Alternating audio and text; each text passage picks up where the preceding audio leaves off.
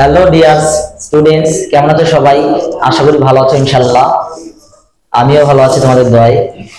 By the way, আজ আমরা দেখব অষ্টম শ্রেণীর ষষ্ঠ অধ্যায় থেকে structure of atom, the structure of atoms, অর্থাৎ পরমাণুর গঠন।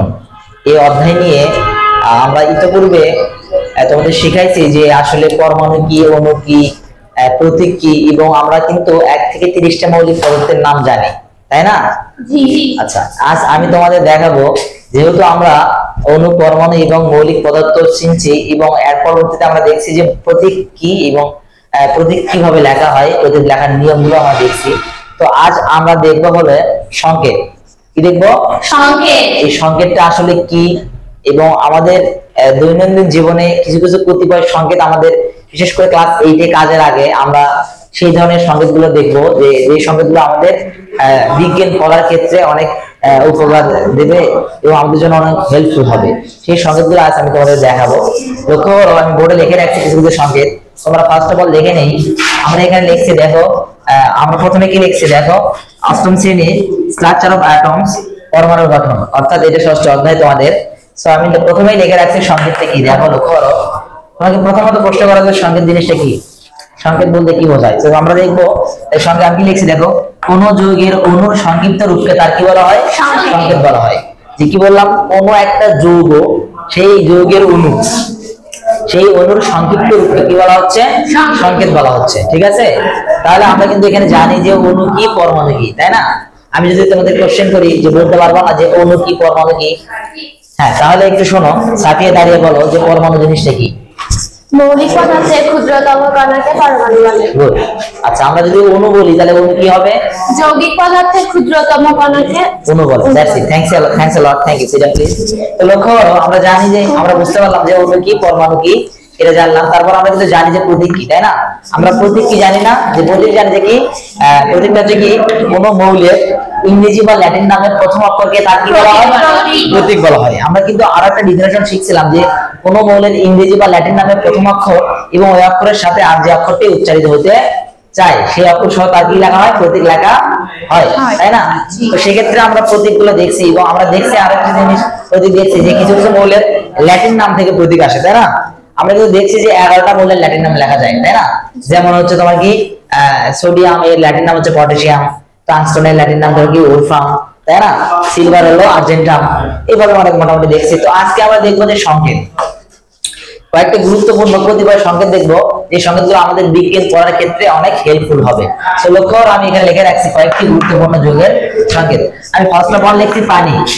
যে পানিটা আসলে আমরা জানি যে পানির অপর নাম জীবন। তো এই পানির সংকেতটা আসলে কি রকম হতে পারে? দেখো, আমি কি লিখছি, H2O।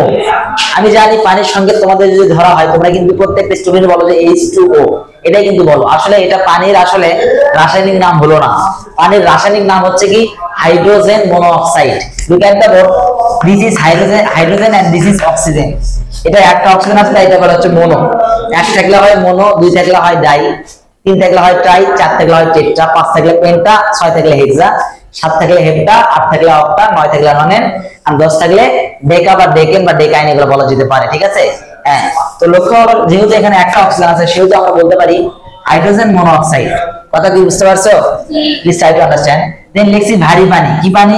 ভারী পানি। তোমাদের মধ্যে কোশ্চেন হতে পারে যে স্যার ভারী পানি, পানি তো মোটামুটি দেখছি, ভারী পানি জিনিসটা কি? ভারী পানি বিষয়টা হচ্ছে কি, আমরা জানি আইসোটোপ, যে আইসোটোপে কি, কোন মৌলের প্রোটন, যদি কোন মৌলের প্রোটন সংখ্যা সমান হয়, ভর সংখ্যা ভিন্ন হয়, তবে তাদের পরস্পরকে পরস্পর আইসোটোপ বলা হয়। তো আমরা জানি যে হাইড্রোজেনের আইসোটোপ মূলত 7টি, কিন্তু প্রকৃতিতে পাওয়া যায় 3টি। হাইড্রোজেনের আইসোটোপ মূলত কয়টি? 7টি, কিন্তু প্রকৃতিতে পাওয়া যায় হলো 3টি। এর মধ্যে রয়েছে কি, একটা নাম হলো পোট্রিয়াম বা হাইড্রোজেন, আর একটা নাম হলো ডিউটেরিয়াম, আর একটা নাম হলো টিট্রিয়াম। তাহলে পোট্রিয়াম, ডিউটেরিয়াম আর হলো টিট্রিয়াম, এই তিনটা আইসোটোপ, হাইড্রোজেন আইসোটোপ, এটা প্রকৃতি থেকে পাওয়া যায়। ঠিক আছে, মূলত হাইড্রোজেন আইসোটোপ হলো 7টি, এর মধ্যে প্রকৃতিতে পাওয়া যায় হলো 3টি। একটা হলো পোট্রিয়াম, একটা হলো ডিউটেরিয়াম, আর একটা হলো টিট্রিয়াম। তো লক্ষ্য করো, যেহেতু তাহলে হাইড্রোজেন আইসোটোপ, লক্ষ্য করো আমি এখানে লিখছি ভারী পানি, লিখছি D2O, ডি ফর ডিউটেরিয়াম। ডিউটেরিয়ামের শব্দটাই হলো ভারী। ডিউটেরিয়াম মানে কি? ভারী। তাহলে দেখো ডিউটেরিয়াম মনোঅক্সাইড, তাহলে পানির সংকেত হবে হাইড্রোজেন মনোঅক্সাইড, আর ভারী পানির সঙ্গে হলো ডিউটেরিয়াম মনোঅক্সাইড। Okay fine. দিয়ে আমি লিখছি খাবার লবণ। এই খাবার লবণ কিন্তু আমরা জানি যে সোডিয়াম ক্লোরাইড বা আমরা কিন্তু সল্ট বলি এটাকে, নাকি খাবার সল্ট যেটা বলি, তাই না? এই খাবার লবণের সংকেত এটার নাম হচ্ছে কি, এটা আমি লেখা আছে সোডিয়াম ক্লোরাইড। এই যে লক্ষ্য হলো সোডিয়াম ক্লোরাইড, আমি তোকে একটা জিনিস শিখাই এখান থেকে। মনে রাখবা যে কোনো সংকেত লেখার সময় বা বলার সময় প্রথমে যে মৌলটা আছে সেই মৌলের নামটা তুমি ডিরেক্ট বলবা, এবং পরবর্তী বা পরে যে মৌলটা আছে সেই মৌলের অর্ধনাম তার সাথে রাইট যুক্ত করবা, আইট যুক্ত করবা। আবার শোনো, প্রথম যে মৌলটা আছে সেই মৌলটার নাম যা আছে তাই বলবা, পুরোটা বলবা, এবং পরে যে মৌলটা আছে তারই অর্ধনাম সাথে আইট যুক্ত করবা। যেমন ধরো দেখো এটার নাম ছিল, এটা হলো সোডিয়াম, তাহলে ক্লোরিনের তাহলে ক্লো অসল যুক্ত করলাম আইট, তাহলে সোডিয়াম ক্লোরাইড, তাই না? তাহলে সোডিয়াম ক্লোরাইড। যেমন এটা লেখা আছে অক্সিজেন, এই ক্যালসিয়াম লেখা আছে অক্সিজেন, তাহলে ক্যালসিয়াম অক্সাইড, ক্যালসিয়াম হাইড্রোক্সাইড। তার মানে যেটা আছে সেটা বলবো, এবং পরে যেটা আছে তার সাথে আইট যুক্ত করবো, অর্ধাংশ প্লাস আইট যুক্ত। যেমন আমি তোমাদের এখানে দেখা, লক্ষ্য করো, ধরো কি লিখলাম ম্যাগনেসিয়াম Cl2, তাহলে ম্যাগনেসিয়াম ক্লোরাইড, ম্যাগনেসিয়াম ক্লোরাইড। আবার ধরো মনে করো কি লিখলাম, যে ধরো কি ম্যাগনেসিয়াম MgF, MgFl2, তাহলে ম্যাগনেসিয়াম ক্লোরাইড, এটা যেহেতু ফ্লোরিন তাহলে ম্যাগনেসিয়াম ক্লোরাইড, ম্যাগনেসিয়াম ক্লোরাইড, তাই না? ধরো কি লিখলাম, ধরো সোডিয়াম NaF, তাহলে সোডিয়াম ক্লোরাইড। ব্যাপারটা বুঝতে পারছো মেবি? Thank you. এরপর লক্ষ্য করো আমি লিখছি কস্টিক সোডা। কি লিখছি? এটা কিন্তু মূলত একটা ক্ষারীয় পদার্থ, ঠিক আছে? তাহলে সোডিয়াম হাইড্রোক্সাইড, এই যে এইটুকু হলো হাইড্রোক্সাইড, তাহলে সোডিয়াম হাইড্রোক্সাইড। দেন লিখছি চুন। কি লিখছি আমি? চুন। এই চুনটা কিন্তু আমাদের বিভিন্ন ধরনের দেয়াল প্লাস্টার করার কাজে লাগে, এবং আমরা কিন্তু অনেকে চুন খেয়ে থাকি, তাই না? তবে আমরা যে চুনটা খাই এই চুনটাকে কিন্তু, এই চুনের মধ্যে কিন্তু অনেক ধরনের কেমিক্যাল ইউজ করে খাবার উপযোগী করা হয়, ঠিক আছে? এমনি যে চুনগুলো যে দেয়ালে করা হয় বা পুকুরে দেওয়া হয় এটা কিন্তু আমরা ওই চুন খাই না, তাই না? ওই চুনগুলোকে সিস্টেম করতে হয়, তারপরে খাইতে হয়। লক্ষ্য করো কি লিখছি? চুন।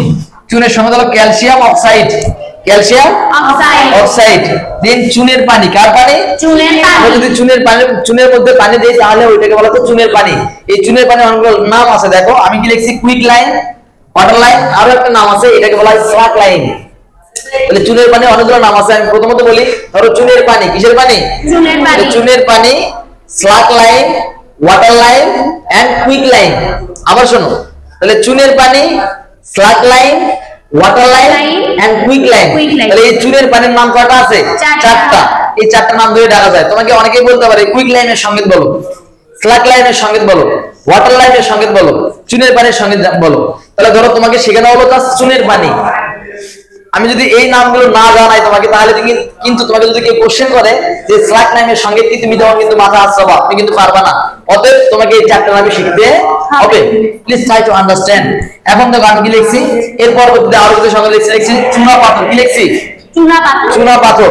চুনা পাথরের সংকেত হলো ক্যালসিয়াম, এটাকে বলা হচ্ছে কার্বনেট। তাহলে ক্যালসিয়াম কার্বনেট, ক্যালসিয়াম কার্বনেট। এই চুনা পাথর, এটা কিন্তু এই চুনা পাথর কিন্তু সিমেন্ট আছে না, সিমেন্ট, যেই সিমেন্টটা আমাদের এই যে দালান করা করে না, বিল্ডিং করে, এই সিমেন্ট শিল্পের মূল উপাদান হচ্ছে এই চুনা পাথর। কথা বুঝছো? এই যে এটাকে চুনা পাথর, এটার নাম চুনা পাথর। এই চুনা পাথর কে কিন্তু আমরা ডিমের খোসাতেও পেয়ে থাকি। কোথায় পাই? ডিমের খোসা আছে না, এই ডিমের খোসার মধ্যে চুনা পাথর আছে, ঠিক আছে? ক্যালসিয়াম কার্বনেট আছে। কি রয়েছে? Calcium carbonate. দেন এবার আসলে মার্বেল পাথর। এই যে যেমন শাহজাহানের তাজমহল আছে না, এখানে কিন্তু মার্বেল পাথরের টাইলস করা আছে, ঠিক আছে? সেই মার্বেল পাথরের সংকেত কি? এটাকে বলা হচ্ছে এই যে প্লাম্বাম, এটাকে বলা হচ্ছে ডাক নাম হলো লেড। তাহলে লেড অক্সাইড, এটার নাম কি? লেড অক্সাইড বা লেড মনোঅক্সাইড, লেড অক্সাইড বলতে পারি আমরা। দেন সালফিউরিক অ্যাসিড। কি অ্যাসিড? Sulphuric acid. H2SO4, এটার নাম হাইড্রোজেন সালফাইড বলতে পারি, ঠিক আছে? Hydrogen sulphate, hydrogen sulphate. 3 থাকলে সালফাইড বলতে পারি, বাট 4 আছে, তাহলে হাইড্রোজেন সালফেট। দেন হাইড্রোক্লোরিক অ্যাসিড, HCl। এটা কি? HCl মনে রাখবা। এই হাইড্রোক্লোরিক অ্যাসিড নিয়ে অনেক গল্প আছে। স্যার দেখো, এই হাইড্রোক্লোরিক অ্যাসিডের পরিমাণ যখন আমাদের পেটের মধ্যে বেড়ে যায় তখন আমাদের অ্যাসিডিটি হয়। কি হয়? অ্যাসিডিটি। এই যে আমরা মাথা বলি না, এরকম বলি না, এটা বলি না, মানে ওই যে আমার পেটে চিনচিন করে ব্যথা উঠতেছে, এই HCl অ্যাসিড বা হাইড্রোক্লোরিক অ্যাসিডের কারণে কিন্তু এটা হয়ে থাকে, ঠিক আছে? যখন আমাদের পেটের মধ্যে এই HCl এর পরিমাণ বেড়ে যায় তখন পেপটিক আলসার হয়। কি আলসার হয়? মনে রাখবে, পেপটিক আলসার হওয়ার অনেকগুলো রিজন আছে। যদি কখনো কোনো ব্যক্তি ধরো ক্ষুধামন্দা থাকে, অর্থাৎ সময়ের খাবার সময় খায় না, মনে করো যে সকালবেলা 9টায় খাওয়া উচিত, ওই ব্যক্তি 1টায় খায়, এইভাবে যদি দীর্ঘদিন চলতে থাকে তাহলে তার পেটের মধ্যে পেপটিক আলসার হয়, ঠিক আছে, অর্থাৎ HCl এর পরিমাণটা বেড়ে যায়, তখন পেপটিক আলসার হয়, তখন তার পেট ব্যথা করে অলওয়েজ, ঠিক আছে, পেট ব্যথা করে না। যাই হোক, এই পেপটিক আলসার যাতে না হয়, এই পেপটিক আলসার হওয়ার আরো কিছু রিজন আছে, যেমন ধরো মনে করো তেল জাতীয় চর্বি জাতীয় খাবার যদি আমরা অলওয়েজ খেয়ে থাকি তাহলে কিন্তু আমাদের HCl এর পরিমাণটা পেটে বেড়ে যাবে, ঠিক আছে, অ্যাসিডিটি হবে। তখন মনে না যে অ্যাসিডিটি হচ্ছে ইনো নাও, তখন কিন্তু আমরা বিভিন্ন ধরনের ক্ষার মানে ক্ষার জাতীয় খাবারগুলো খাই, যেমন ধরো ম্যাগনেসিয়াম হাইড্রোক্সাইড, অ্যালুমিনিয়াম হাইড্রোক্সাইড, এগুলো কিন্তু অ্যান্টাসিড। এগুলো কি? অ্যান্টাসিড। এটা হলো অ্যাসিড, মনে রাখবা অ্যাসিডকে দমন করার জন্য লাগে হলো অ্যান্টাসিড। এক্সাম্পল, যদি কোনো ভাইরাস আমাদের ফোনে বা আমাদের কম্পিউটারে বা আমাদের ল্যাপটপে অ্যাটাক করে তাহলে আমরা কিন্তু অ্যান্টিভাইরাস ইউজ করি। কি দেই? ভাইরাস হয়েছে আমরা দেই কি? অ্যান্টিভাইরাস। ঠিক একই রকম আমাদের পেটের মধ্যে বা আমাদের কোথাও যখন কি এই অ্যাসিডের পরিমাণটা বেড়ে যায়, অ্যাসিডের পরিমাণ যখন বেড়ে যায় তখন আমরা কিন্তু অ্যান্টাসিড খাই। কি খাই? অ্যান্টাসিড। এই অ্যান্টাসিড মূলত এক ধরনের ক্ষার। তাহলে এটা হলো অ্যাসিড আর অ্যান্টাসিড হলো ক্ষার। এই অ্যাসিড আর ক্ষার বিক্রিয়া করে লবণ পানি উৎপন্ন করে। এই বিক্রিয়াটিকে বলা হয় নিউট্রালাইজেশন রিঅ্যাকশন। তোমরা কিন্তু যখন রাসায়নিক বিক্রিয়া করবা বা কেমিক্যাল রিঅ্যাকশন করবা তখন কিন্তু এই যে প্রশমন বিক্রিয়ার কথাগুলো চলে আসবে। তো যাই হোক, আমরা আপাতত এটা মিউট করলাম। তো এটা হলো হাইড্রোক্লোরিক অ্যাসিড। তাহলে এই অ্যাসিডটা নিয়ে অনেক গল্প রয়েছে, আমরা নেক্সট সময় বলবো ইনশাআল্লাহ। এরপর দেখো নাইট্রিক অ্যাসিড। কি অ্যাসিড? HNO3, এটাকে বলা হচ্ছে নাইট্রিক অ্যাসিড। মজার বিষয়, এই নাইট্রিক অ্যাসিড নিয়ে অনেক গল্প আছে। তুমি ক্লাস 8 এ বাবা, ক্লাস 9 এ বাবা, মনে রাখবা এই নাইট্রিক অ্যাসিডটা সূর্যের তাপে নষ্ট হয়ে যায়। কিসের তাপে নষ্ট হয়ে যায়? সূর্যের তাপে। এই সূর্যের তাপে যাতে নষ্ট না হয় এই জন্য নাইট্রিক অ্যাসিডকে বাদামি বোতলে রাখা হয়। কোন বোতলে? বাদামি বোতলে। সূর্যের আলো প্রবেশ করতে পারে না, এই জন্য এইটাকে বাদামি বোতলে রাখা হয়। দেন এবার হচ্ছে সাইট্রিক অ্যাসিড। কি অ্যাসিড? ও মাই গড, এই অ্যাসিডটা আমরা কিন্তু খাই। যদি এটা কিন্তু এই যে এই অ্যাসিডগুলো, এই অ্যাসিড, এই অ্যাসিড, এই অ্যাসিড, এই প্রত্যেকটা অ্যাসিড হলো ইনঅর্গানিক অ্যাসিড, অর্থাৎ অজৈব অ্যাসিড। বাট এই অ্যাসিডটা হলো জৈব অ্যাসিড। মনে রাখবা, আমরা কিন্তু অজৈব অ্যাসিড খাই না, তবে একটা অজৈব অ্যাসিড খাই, সেটা হলো আমাদের কার্বনিক অ্যাসিড। কি অ্যাসিড? কার্বনিক। যদিও কার্বনিক অ্যাসিডের সংখ্যাটা আমি লিখতে পারিনি এখানে। এটা হলো H2CO3, এটা হলো কার্বনিক অ্যাসিড। কি অ্যাসিড? এই কার্বনিক অ্যাসিডটা কোক, ফান্টা, আরসিতে বিভিন্ন কোয়াগুলাতে থাকে। এই অ্যাসিডটা কিন্তু ডাইজেস্ট করে, মানে হজম শক্তি বাড়ায়। যেমন আমরা বিভিন্ন ধরনের সলিড জাতীয় খাবার খাই, যেমন ধরো আমরা যখন গো মাংস খাই, তাই না, এই সলিড জাতীয় খাবার খাই না, বিভিন্ন ধরনের সলিড যখন খাবার খাই তখন কিন্তু আমরা এই যে বিভিন্ন ধরনের কোক, ফান্টা, আরসি এগুলো খাই। এই কোক, ফান্টা, আরসির মধ্যে আমাদের এই কার্বনিক অ্যাসিডটা থাকে, ঠিক আছে। এই কার্বনিক অ্যাসিডটা থাকার কারণে যখন কোক, ফান্টা, আরসির বোতল তোমরা ঝাঁকাও বা কিছু করো, দেখো বুদবুদ করে কিন্তু ভর্তি করো, ওঠে না? এটা গ্যাস ওঠে না, এটা কিন্তু এই কার্বনিক অ্যাসিডের কারণে হয়ে থাকে। যাই হোক, এরপর দেখো সাইট্রিক অ্যাসিড। এটা একটা অজৈব অ্যাসিড, মানে জৈব অ্যাসিড। এটা কি অ্যাসিড? আর এই অ্যাসিড গুলো হলো অজৈব অ্যাসিড। অজৈব অ্যাসিড আমরা খাই না, ঠিক আছে, এগুলো তীব্র অনেক, কিন্তু এই অ্যাসিডটা খাই। এটাও অজৈব অ্যাসিড, কিন্তু আবার জৈবের মতোই এটা। এখন ধরো এই অ্যাসিড গুলো জৈব অ্যাসিড, এই জৈব অ্যাসিড আমরা খাই, এটা সাইট্রিক অ্যাসিড। আমরা জানি সাইট্রিক অ্যাসিড কিন্তু লেবুতে পাওয়া যায়। কোথায় পাওয়া যায়? লেবুতে। আমরা প্রতিনিয়ত লেবু খাই না? জি। এখন আসলে এটা হলো টার্টারিক অ্যাসিড। এটা কি অ্যাসিড? এই টার্টারিক অ্যাসিডটা তেঁতুলে পাওয়া যায়। কোথায় পাওয়া যায়? তেঁতুলে। তেঁতুল কিন্তু মেয়েদের ফেভারিট একটা মোটামুটি ধরো খাবার, তাই না? তো যাই হোক, আমার মেয়েরা কিন্তু মোটামুটি তেঁতুল খেয়ে থাকে। তো এই তেঁতুলের সংকেত, মানে তেঁতুলে থাকে হলো টার্টারিক অ্যাসিড। কি অ্যাসিড? C4H6O6, এটা হলো টার্টারিক অ্যাসিডের সংকেত। তো যাই হোক, আরো এ লট অফ বিভিন্ন ধরনের অ্যাসিড রয়েছে, যেমন এটা আছে টার্টারিক অ্যাসিড, ট্যানিক অ্যাসিড, ঠিক আছে, ম্যালিক অ্যাসিড। হ্যাঁ, তো যাই হোক, নেক্সট ক্লাসে ইনশাআল্লাহ আমরা আরো সংকেত নিয়ে আলোচনা করব। আজ এই পর্যন্তই। Thanks a lot.